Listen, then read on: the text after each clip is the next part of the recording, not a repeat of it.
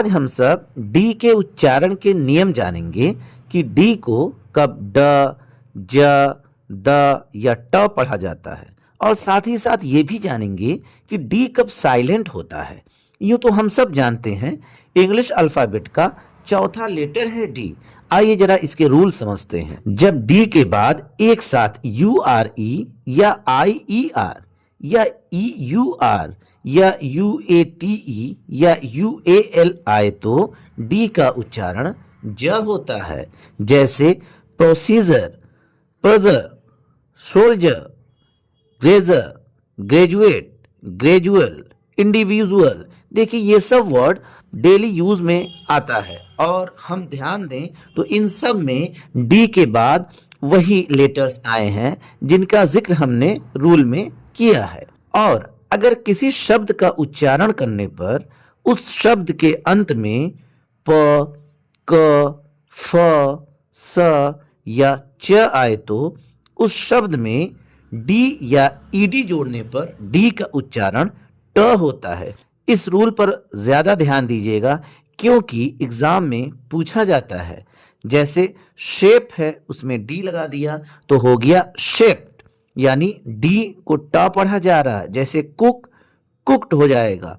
Advance तो advanced हो जाएगा, एडवांस्ड नहीं होता बल्कि एडवांस्ड हो जाएगा।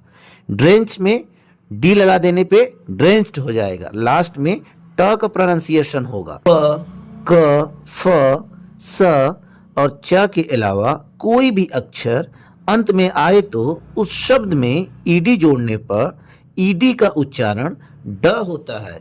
जैसे डिटेल, डिटेल्ड हो जाएगा। वॉक है तो वॉक्ड हो जाएगा।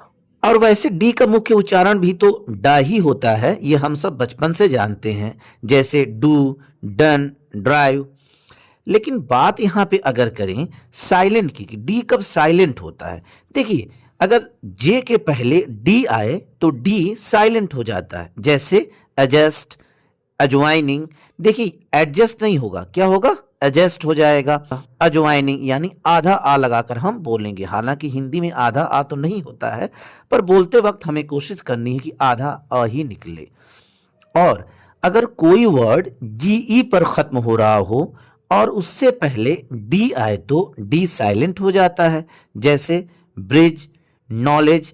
देखिए इसमें जीई के पहले डी आया है इसलिए डी साइलेंट हो गया है।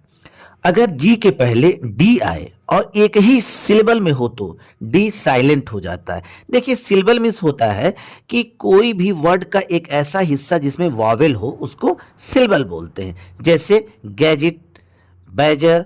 देखिए इसमें जी के पहले डी है तो डी साइलेंट हो गया इसलिए इसे गैजेट पढ़ रहे हैं, बैजर पढ़ रहे हैं। हालांकि कुछ एक्सेप्शन भी हैं, यानी कि जहां पे रूल लागू नहीं होते लेकिन वहां पर डी साइलेंट हो जाता है।